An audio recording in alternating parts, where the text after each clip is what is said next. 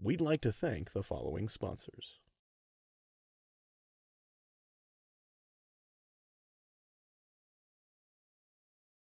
Hello, everyone, and welcome. My name is Jessica Enix, and I'm with the ASA staff. I would love to welcome you to today's ASA webinar. It is my pleasure to introduce our presenter, Patty Bird.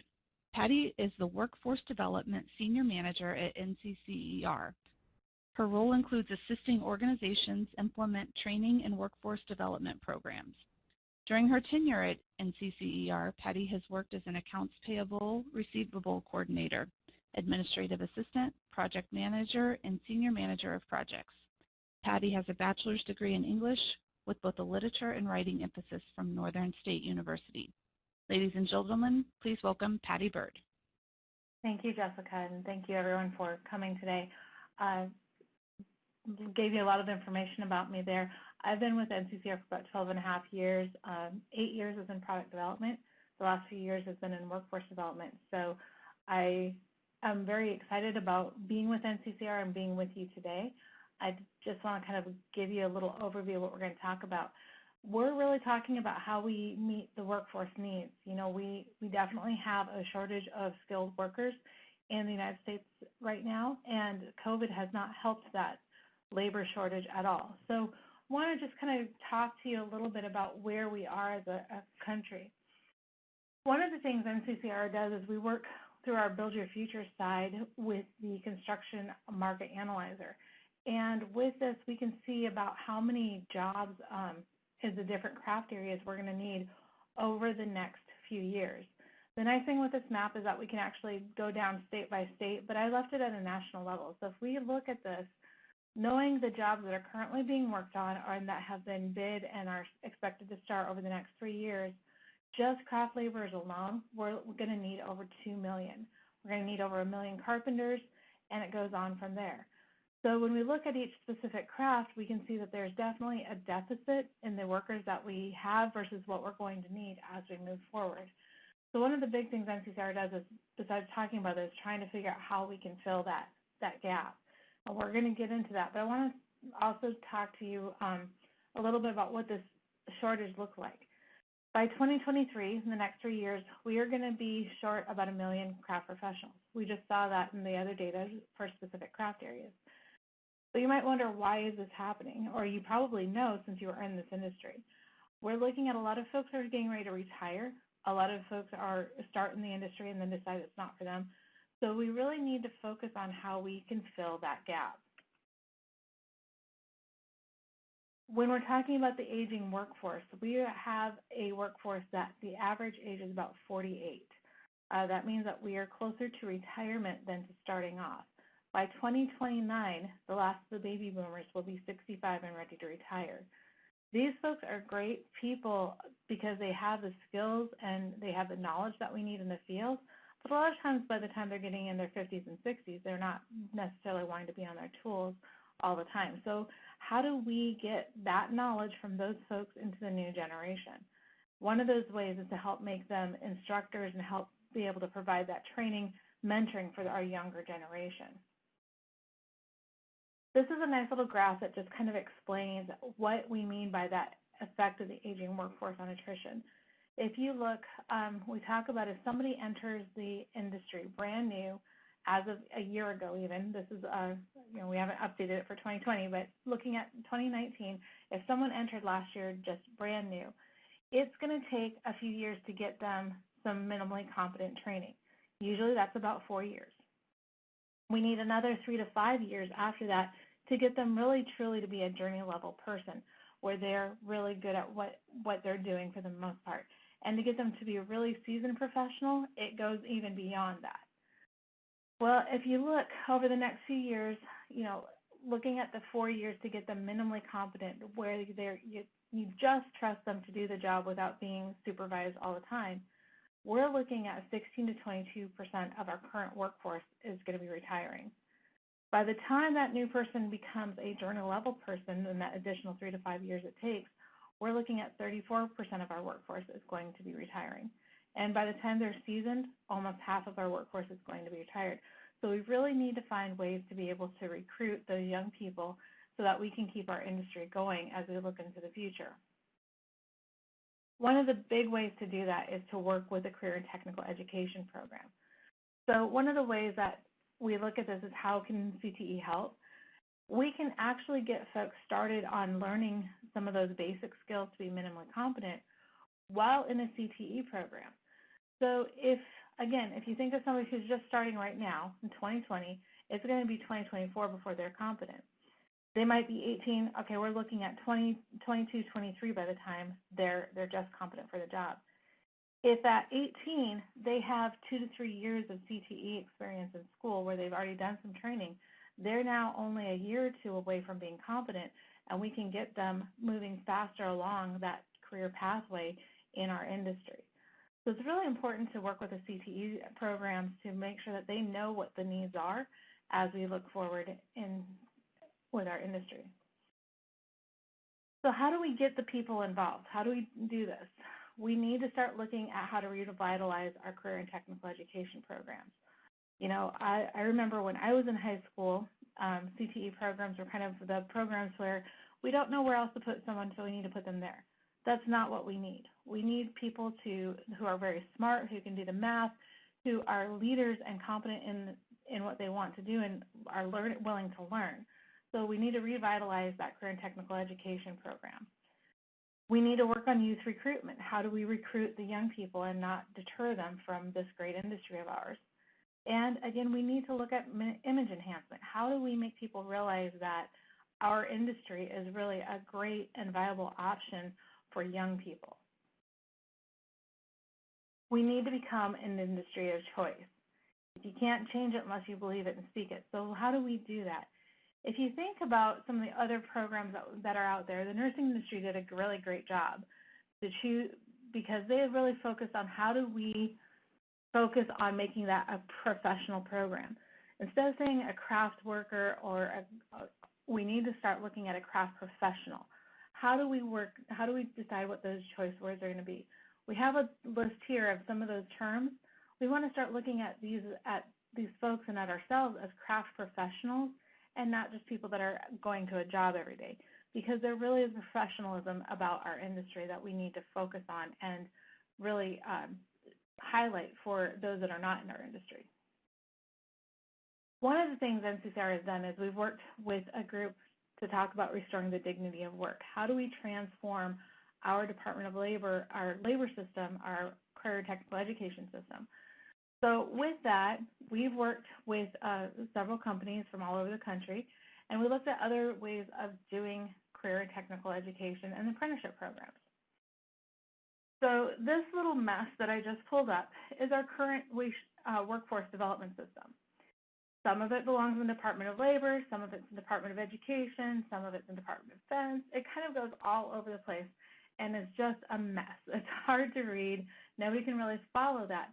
So how do we streamline this to make sure that we are doing what we need to do? Another thing to think about with how inefficient this is, that 2/3 of the funding never actually reaches a trainee or a training organization. Most of it stays at that very high level trying to manage this mess that we see on our screen. So what did NCCER do? We started looking at international systems. We did some site visits, looked at secondary schools, did state surveys, craft surveys, and tried to figure out where we are and how we can make things better. So one of the things that we really want to look at is our educational pipeline, because we know that not everybody is graduating from high school.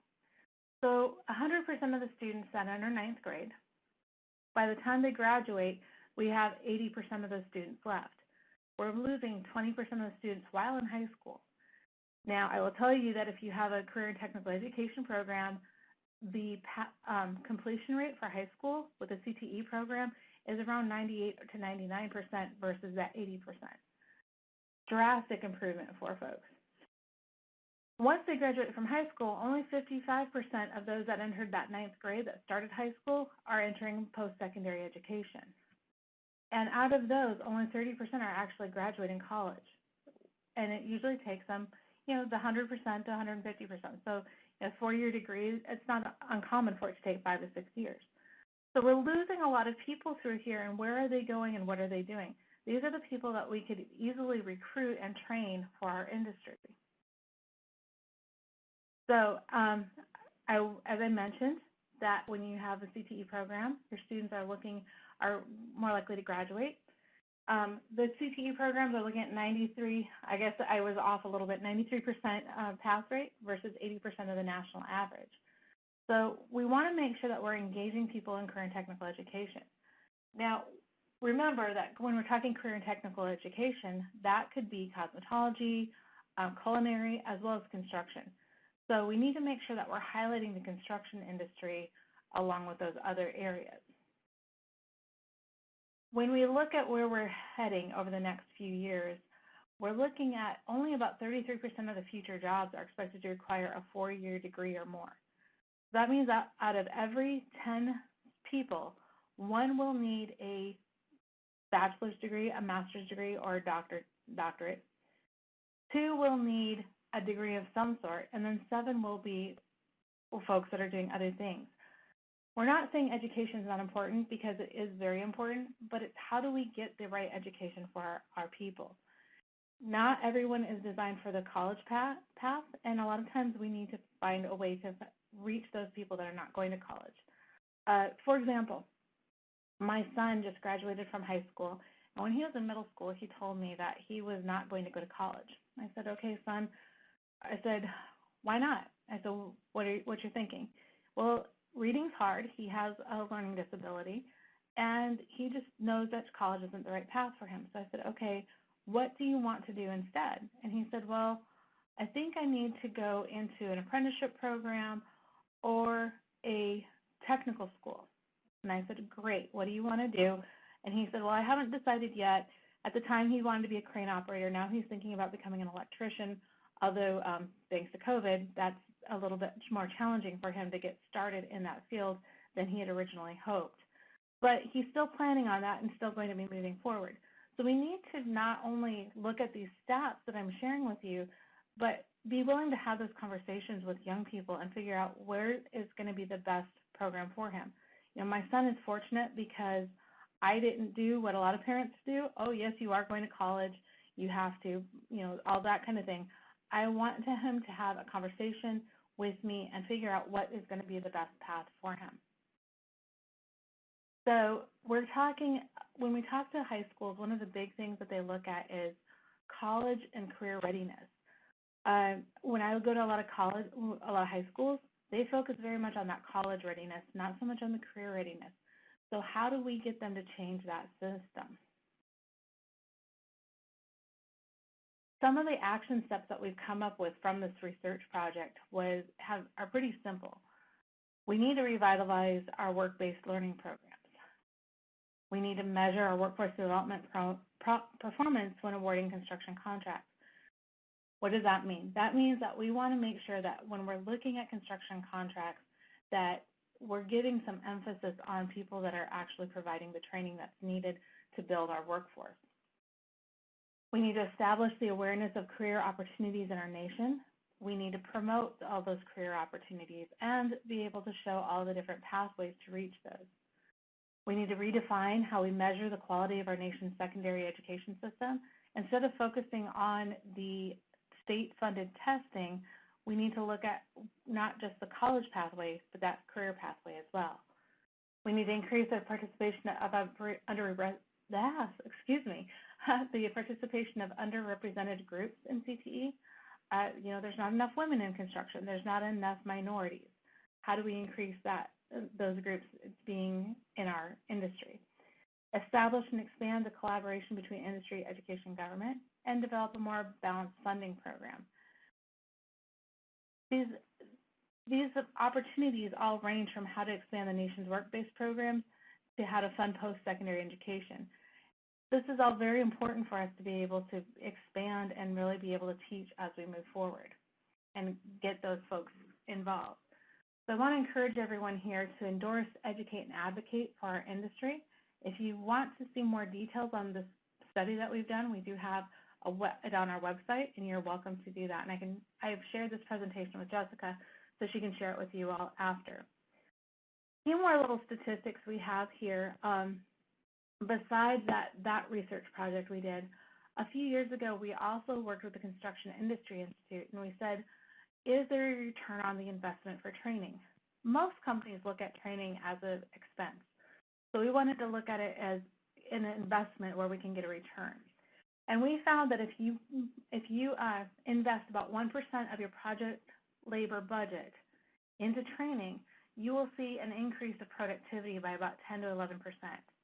Your turnover cost decreases, absenteeism decreases, so does injury and rework. And if you think about the expense of rework, if you're looking at about 25% savings just on that, that should be enough to just about cover your project budget, your training budget. So when we're talking about recruitment, NCCER has a whole slide called Build Your Future that is just for that recruitment. And we're really trying to make sure that we're the catalyst to get folks into our industry. So we talk about that career and technical education revitalization. We're talking about youth recruitment and that image enhancement again. We have national resources available. We have great teacher resources. We have an interactive website, best practices, videos, scholarships, a military initiative. So if any of you have veterans working for you, any veteran can go ahead to our Hard Hat Heroes page and submit their training that they had in the military. And if it correlates to anything in the construction industry that NCCER has, we can provide them industry-recognized credentials free of charge, thanking them for our service by doing that. So there's a lot of great opportunities through our Build Your Future site. We also have a great site called our Connection Map. So this is, one of my coworkers said this is like a dating app almost for the construction industry. What we've done is we have this available so any school in the country can log on and they can say that they have a carpentry program or a masonry program. They can also explain that they would really like to connect with someone in the industry to be able to provide a guest speaker for the class. Or maybe you have extra material. They're hoping someone has extra materials because they don't have the funding to buy all the materials and supplies that they need. Any of those kinds of things they can put on here. Industry can also go on and they can look at the schools in their area. They can even go ahead and put their own information in there saying, you know what, I sometimes have extra materials I'd be willing to donate, or I'd be willing to come and speak to classes. Anything along those lines you can go ahead and put in there, and then that will help make those connections for you so that you can be able to work with the schools in your area. We have some great career exploration tools. We have an online craft pro quiz where students can log in and answer a few questions, and it'll help kind of determine what pathway, what crafts might be the best for them. Obviously, if someone's scared of heights, being a steel erector or a tower crane operator probably isn't the best field for them. But if they are good with math and really enjoy solving problems, we have all sorts of career opportunities for them within our industry. We also have a construction career path, which is a nice way of being able to take someone from middle school all the way to being a CEO or owner of their own company and showing the different pathways that they can take. They can do an apprenticeship program, go into a post-secondary school, or even to a university, and then on from there. So these are really great tools to be able to promote some of our industry. Now, I did mention that we had that Hard Hat Heroes. We have done alignments for 27 Army MOS codes, 42 CB, 11 Air Force, 8 Marine Corps, and 2 rank-based. We've credentialed over 600 veterans to date. We're willing to do more. We want to do more. We want to be able to credential anybody that has had any kind of training through the military that aligns with the construction industry. The nice thing here is that if someone has completed some of the training, they may be able to pick up at level 2 or 3 in a carpentry or masonry program or electrical program and not have to retake training that they've already have done. If someone is interested in this and doesn't see their MOS codes in our crosswalk, that doesn't mean we won't do one for them. We can do the alignment. These are just alignments that we've already done because they're the most commonly used trades. So feel free to promote that if you'd like, if you have anyone who's interested in getting those industry recognized credentials, no charge. So we also have a Discover More website where we're trying to reach our parents and our teachers, counselors, influencers, all of those folks. We did launch it about 1.5 years ago, and we reached over 30,000 unique people, and including through our BYF website. And we're adding things to this. So this is, again, ways for us to be able to interact with those influencers or the young people and trying to get them more interested in helping promote our industry to be able to fill the gaps. So I've given you a lot of information, but I really haven't talked much about who NCCER is. And some of you may not really know who we are. NCCER stands for the National Center for Construction Education Research. We go by our acronym for 2 reasons. One, the National Center for Construction Education Research is a mouthful. The other is that we are going international as some of our partner organizations have gone overseas. They've been taking us with them. Our mission ultimately is to build a safe, productive, and sustainable workforce of craft professionals. And our vision is to be recognized by industry, government, and education as the career development standard for the construction maintenance craft professional. Even if you are not using NCCER training for your own staff, or employees, which is fine, the important thing is that you recognize if someone comes to you, if a young person comes to you with an NCCER card number, you can at least be guaranteed of 2 things. 1, they've learned some basic safety, and 2, they're trainable because they've been able to do at least some of the NCCER credentials. So just that alone is a long ways to helping fill the needs that we have. I talk to people all over the country, and they're like, well, we can train anyone, but they've got to be able to show up, and we've got to know that they're trainable, they're safe, and they have the right attitude. We can help with that just by showing that they have an NCCER card number because they've been working hard to get that. We are overseen by a board of trustees, and you will probably recognize a lot of these logos on here. We have owners like Shell. We also have contractors like Worley, Zachary, Kiewit, Brown and Root. And we work with education as well. We have the Rinker School of Technology from the University of Florida, as well as the Alabama Community College System. All these different companies have folks that sit on our board to help guide what NCCER is doing so that we can make sure that all of the curriculum that we put out, all of the things that we do is to promote the construction industry as a whole. And when I say construction, I also mean construction and maintenance.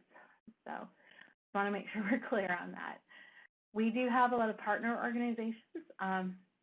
We've been working a lot with ASA, and we appreciate all the work that they do, but these are other organizations that we also work with. Again, you're probably going to recognize some of them, like Associate Builders and Contractors and Associate General Contractors. The 2 I really want to point out right now are down here in the lower left-hand corner. Pearson is our partner, so any of our curriculum sales go through them.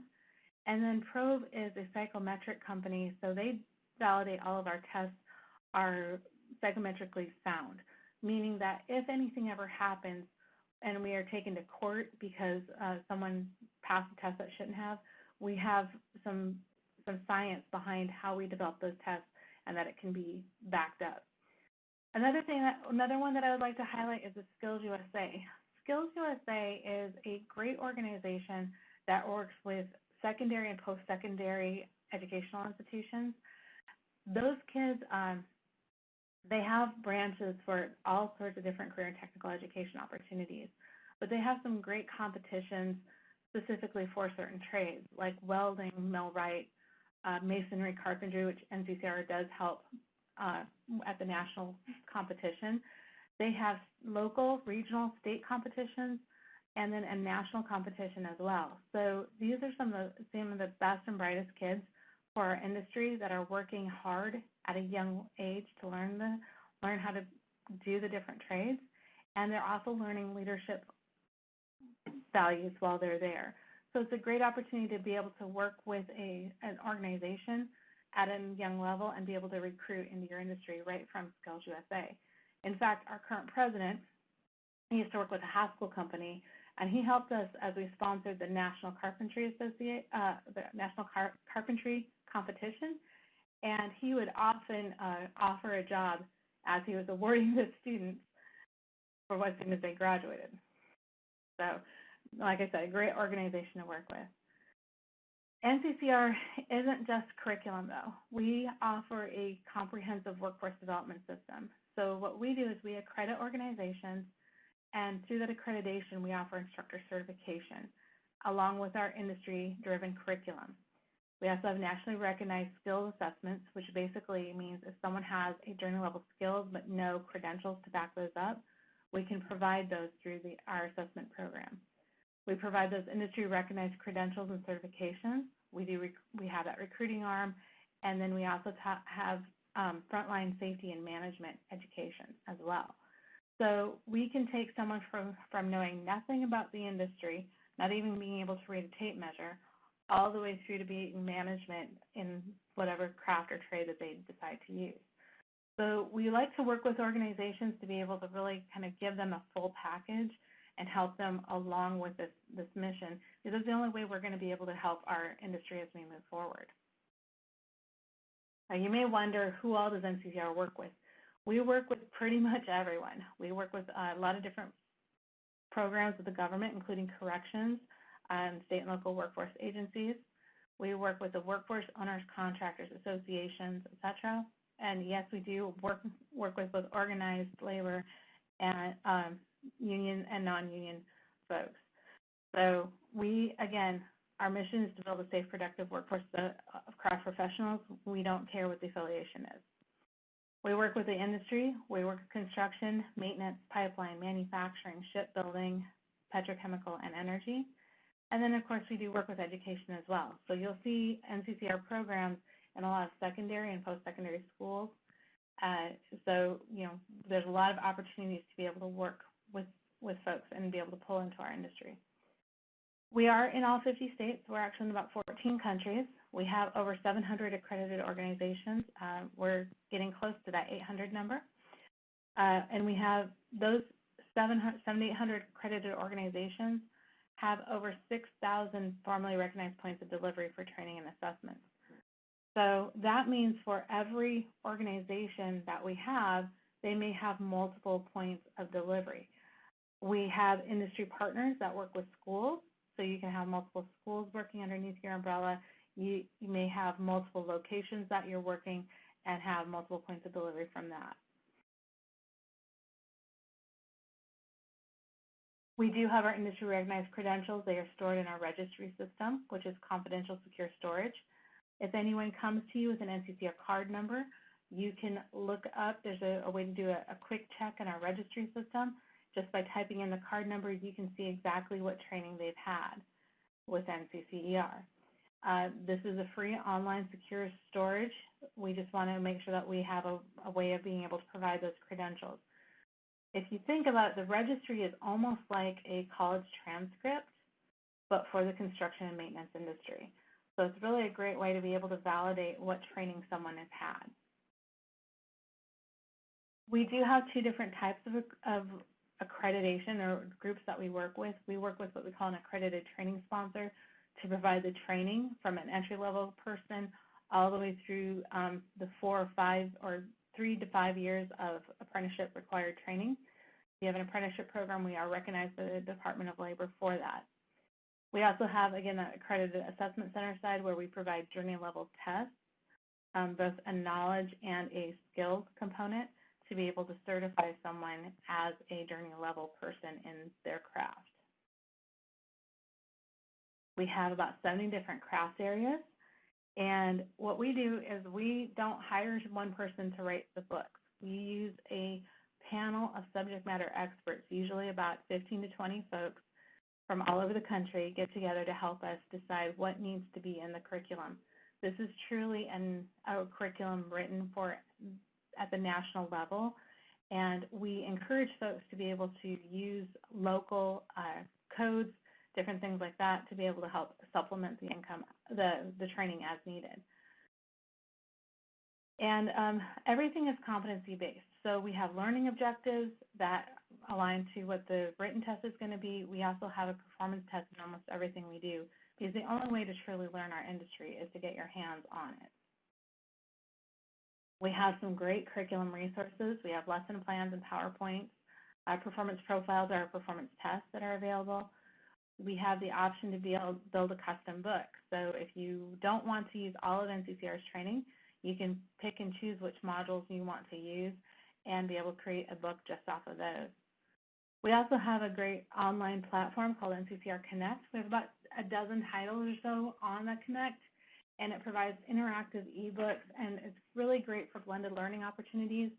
We're seeing a lot of schools wanting to use this now due to COVID. We're not sure what the school year is going to look like. So they're taking advantage of being able to do the online training as much as possible for that knowledge gain. So when they are able to meet in the classroom, they can really focus on that hands-on component. We also have an online testing system. And of course, we have all sorts of information on our website. This is just a listing of those titles that are available in that NCCER Connect, that learning management system that we have to be able to provide that online training. I did mention that we do have an online testing system. This is a great option to be able to use, to be able to have tests that are basically created, stored, and submitted into the registry system automatically. It's a web-based platform, so there's no special software hardware requirements. We also have a proctor station, so people can't just log in and take the test randomly. They do have to be overseen to make sure they're not cheating. And it is a responsive design. The nice thing with this is that we are able to provide those credentials very easily, and by using the online testing system, we're freeing up an instructor's time to be able to focus on the teaching side of what they need to do and not on the administrative side of what they're doing. That was just a little brief overview of the resource that NCCER has to go along with how we're going to get people ready to be in our industry as we move forward. Thank you so much, Patty, for your presentation. If you have a question or something you think of later, feel free to contact Patty. Thank you all for your participation. Bye-bye. Thank you for having me.